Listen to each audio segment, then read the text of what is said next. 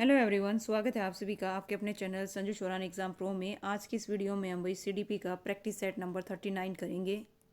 तो चलिए शुरू करते हैं भाई बिना किसी देरी के फटाफट आज का हमारा सेशन। लीजिए भाई फर्स्ट क्वेश्चन गौर फरमाइएगा। प्याजे द्वारा अधिगम को सुगम बनाने के लिए निम्नलिखित में से कौन से कारक महत्वपूर्ण माने जाते हैं? ऑप्शन ए शिक्षक की गतिशीलता, सेकंड पॉइंट है भाई विविध सामग्री का प्रावधान, थर्ड पॉइंट है भाई मध्यम स्तरीय नवीन अनुभव प्रदान करना, और फोर्थ पॉइंट है भाई सकारात्मक नकारात्मक पुनर्बलन सुनिश्चित करना। तो प्याजे द्वारा भाई अधिगम को सुगम बनाने के लिए निम्नलिखित में से कौन से कारक महत्वपूर्ण माने जाते हैं? तो इसका जो आंसर है क्या आएगा भाई, गौर फरमाइएगा। ऑप्शन है बी आएगा भाई। क्या आएगा? बी आएगा। पहला है ना, सेकंड और थर्ड, फर्स्ट और सेकंड, यानी शिक्षक की गतिशीलता, विविध सामग्री का प्रावधान और मध्यम स्तरीय नवीन अनुभव प्रदान करना। तो इसका जो आंसर है क्या आएगा भाई? ऑप्शन है ना, पहला, दूसरा, तीसरा। चौथा क्यों नहीं है भाई? जो नकारात्मक और सकारात्मक पुनर्बलन है उसकी बात स्किनर करते हैं, न कि जीन प्याजे। इस वजह से भाई है ना ये ऑप्शन कट जाएगा। जिसमें फोर्थ है तो फोर्थ इनमें सब में दे रखा था, तो इसका जो आंसर है क्या आएगा? ऑप्शन है बी आएगा। नेक्स्ट है भाई सेकंड क्वेश्चन, गौर फरमाइएगा। ले वाइगोस्की के अनुसार सभी उच्चतर संज्ञानात्मक प्रक्रियाओं का आधार क्या है? भाषा है, संतुलीकरण है, अनुकूलन है, संगठन है। तो ले वाइगोस्की के अनुसार सभी उच्चतर संज्ञानात्मक प्रक्रियाओं का आधार क्या है? इसका जो आंसर है क्या आएगा भाई? भाषा। क्या आएगा भाई? भाषा आएगा। नेक्स्ट है भाई थर्ड क्वेश्चन, औपचारिक वातावरण में होने वाले अधिगम का डैश के द्वारा अध्ययन किया जाता है?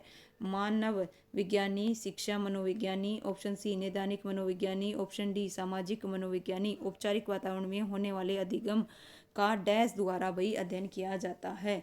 तो इसका जो आंसर है क्या आएगा भाई? शिक्षा मनोवैज्ञानिक। ठीक है, क्या है भाई? शिक्षा मनोवैज्ञानिक द्वारा किया जाता है। इसका जो आंसर ऑप्शन बी आएगा। फोर्थ है भाई शैशवावस्था में बच्चों के क्रियाकलाप डैश होते हैं।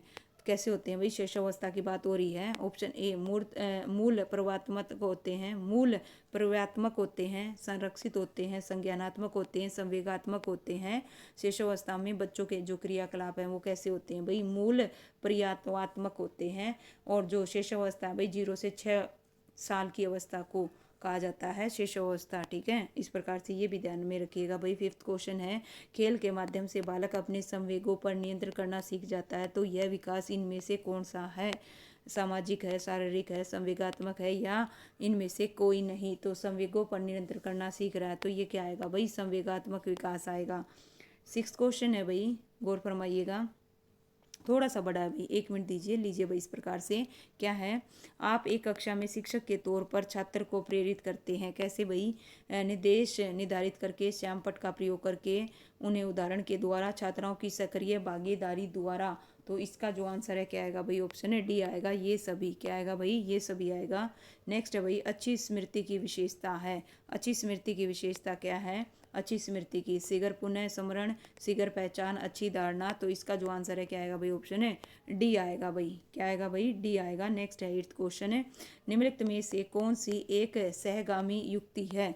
तो इनमें से कौन सी भाई एक सहगामी युक्ति है? ऑप्शन ए है भाई डालना, ऑप्शन बी है क्रमबद्धता, ऑप्शन सी है भाई सामाजिक प्रत्यकरण, ऑप्शन डी है भाई पारस्परिक रूप से प्रश्न करना। तो इसका जो आंसर है क्या आएगा भाई? ऑप्शन है डी आएगा भाई। कौन सी? सहगामी। सहगामी कौन सी है भाई? पारस्परिक रूप से प्रश्न करना। ऑप्शन डी आएगा भाई इसका आंसर।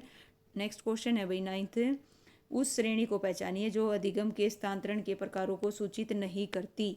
धनात्मक, ऋणात्मक, क्षेत्रीय, लंबीय, एक पक्षीय, द्विपक्षीय, एक पूछीय, द्विपूछीय।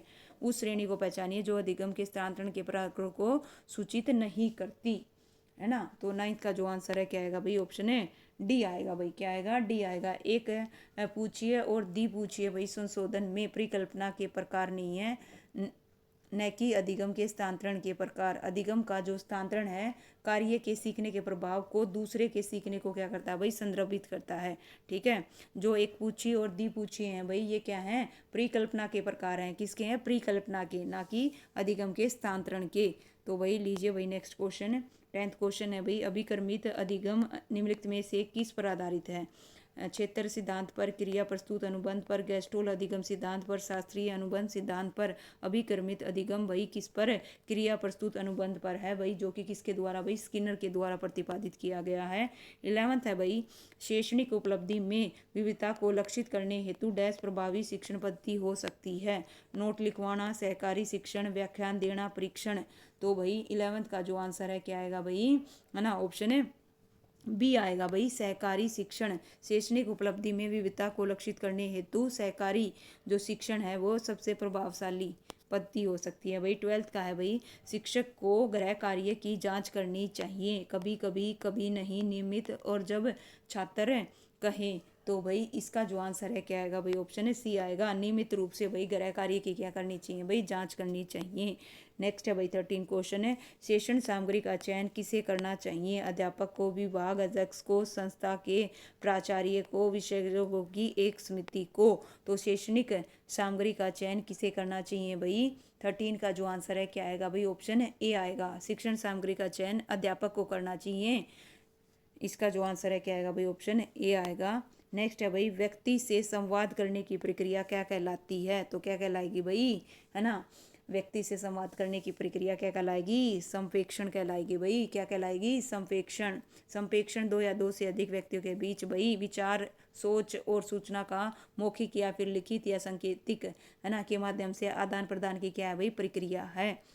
15th क्वेश्चन है भाई, मुख्य तय अनुवांशिकी द्वारा निर्धारित विकास प्रक्रिया है, अधिगम, परिपक्वता, सामाजिकरण या इनमें से कोई नहीं। तो अनुवांशिकी द्वारा निर्धारित विकास प्रक्रिया है, अनुवांशिकी द्वारा निर्धारित विकास प्रक्रिया भाई। 15th का जो आंसर है क्या आएगा भाई, परिपक्वता, क्या आएगा भाई, परिपक्वता। नेक्स्ट है 16th क्वेश्चन है, निःशुल्क व्यक्तियों के अधिकारों के लिए UN सम्मेलन कब हुआ था, तो बताइए भाई, निःशक्त, है ना, व्यक्तियों के अधिकारों के लिए UN सम्मेलन कब हुआ था भाई, 13 दिसंबर 2004 को, 13 दिसंबर 2005 को, 2006 को, 2007 को, डेट बिल्कुल सेम है। तो इसका जो आंसर है क्या आएगा भाई, ऑप्शन है सी आएगा, 13 दिसंबर 2006 को न्यूयॉर्क में भाई, संयुक्त राष्ट्र द्वारा, ठीक है, किसके द्वारा भाई, संयुक्त राष्ट्र के द्वारा, ठीक है, ये भी ध्यान में रखिएगा। इसमें क्या किया गया था भाई, निःशक्त बच्चों के अधिकार के लिए भाई, है ना, 13 दिसंबर 2006 को ये सम्मेलन हुआ था UN ने। 17 है भाई, एनोरेक्सिया नर्वोसा, क्या है भाई, एनोरेक्सिया नर्वोसा है निद्रा संबंधी, मानसिक, आहार ग्रहण संबंधी या शारीरिक विकार। तो इसका जो आंसर है क्या आएगा भाई, ऑप्शन है सी आएगा, आहार ग्रहण संबंधी विकार है, ठीक है, ये एक प्रकार का भाई ईटिंग डिसऑर्डर है, आहार संबंधी, कैसा भाई, आहार संबंधी है। 18th क्वेश्चन है भाई, एक बच्चे की आयु 12 है, बुद्धि लब्धि 75 है, उसकी मानसिक आयु क्या होगी भाई, तो IQ निकालने का formula you know very well, MA upon में CA इंटू में क्या होता है भाई, 100 होता है, ठीक है। लेकिन हमें यहाँ पे क्या दे रखा है भाई, है ना, IQ दे रखा है, IQ दे रखा है। तो इसका जो आंसर है क्या आएगा भाई, MA निकालनी है, ठीक है, मानसिक आयु निकालनी है। तो कैसे निकालोगे भाई, 12 इंटू में, है ना, 12 इंटू में क्या आएगा भाई, इसका आंसर गौर फरमाइएगा, है ना, कैसे निकालोगे भाई, देखो फार्मूला क्या था, IQ equal to MA upon में CA इंटू में ऊपर कितना आएगा भाई, 100 आएगा।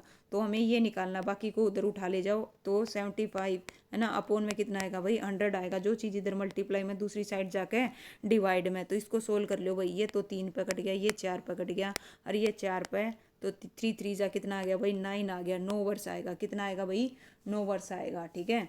नेक्स्ट क्वेश्चन है भाई, फ्राइड के अनुसार आक्रामक व्यवहार का संबंध इनमें से किससे होता है, आक्रामक व्यवहार का भाई, कुंठा से, तनाव से, जीवन मूल प्रवृत्ति से, मृत्यु मूल प्रवृत्ति से। फ्राइड के अनुसार की बात हो रही है, तो फ्राइड के अनुसार आक्रामक व्यवहार का संबंध भाई मृत्यु मूल प्रवृत्ति से होता है, किससे होता है भाई, मृत्यु मूल प्रवृत्ति से। 20 क्वेश्चन है भाई, है ना, सीखी, देखिए, स्मृति सीखी हुई वस्तु का सीधा प्रयोग है, ये जो है उपरोक्त कथन किसका है, स्मृति सीखी हुई वस्तु का सीधा प्रयोग है, ये जो कथन है भाई किसका है, मैकडुलन का है, वुडवर्थ का है, रोज का है, या फिर ड्राइवर का है। ये जो कथन है भाई किसका है, वुडवर्थ का है, किसका है भाई, वुडवर्थ के अनुसार जो स्मृति है या बुद्धि है, सीखी हुई वस्तु का क्या है भाई, सीधा प्रयोग है।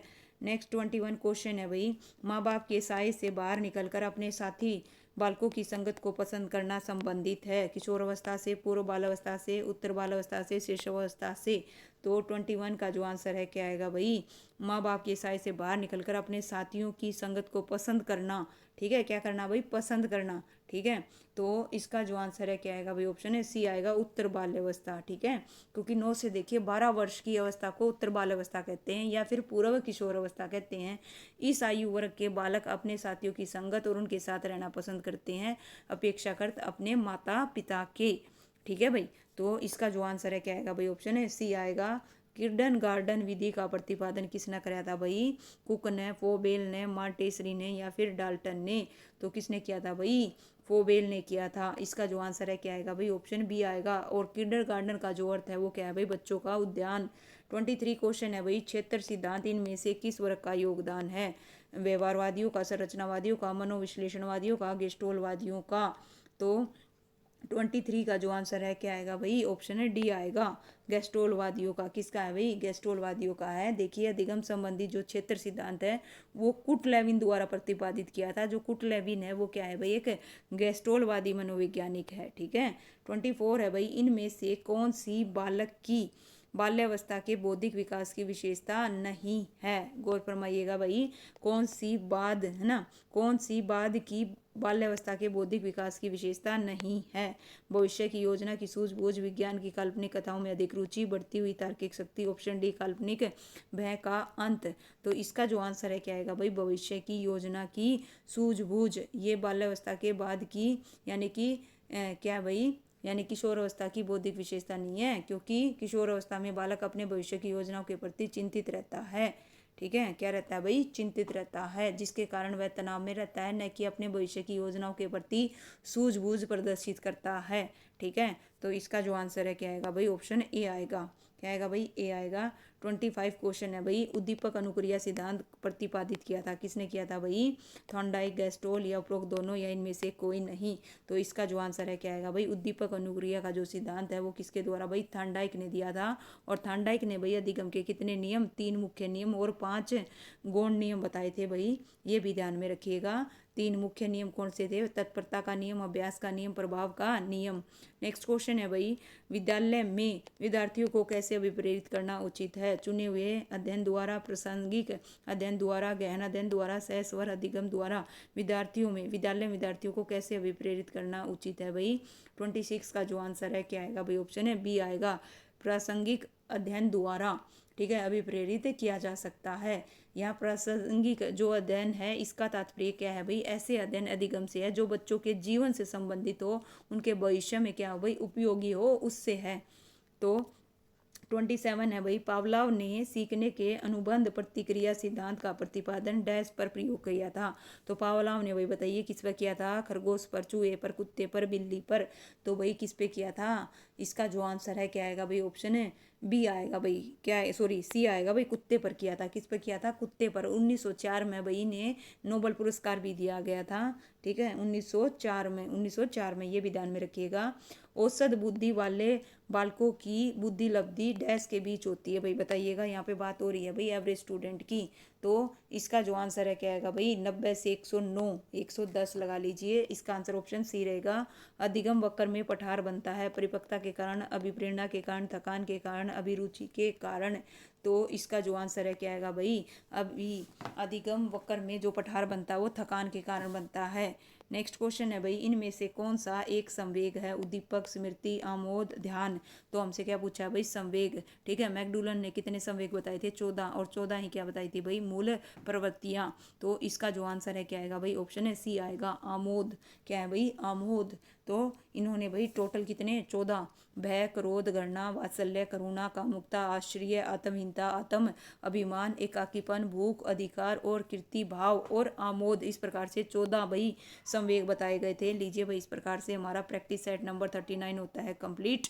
और ये है भाई उसके सल्यूशन। किसी को कोई भी डाउट हो भाई चेक कीजिएगा और वीडियो को भाई लाइक कीजिएगा। थैंक यू सो मच, मिलते हैं नेक्स्ट प्रैक्टिस सेट में।